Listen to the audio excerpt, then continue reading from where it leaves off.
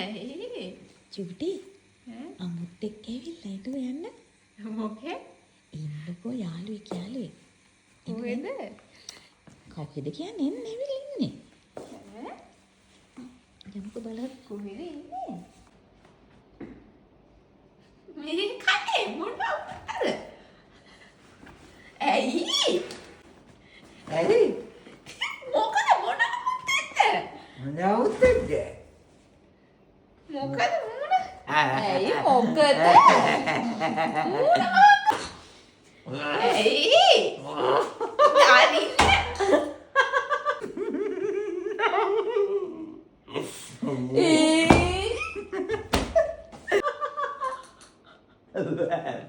අනේ මේ මොකෙන්ද අම්මා?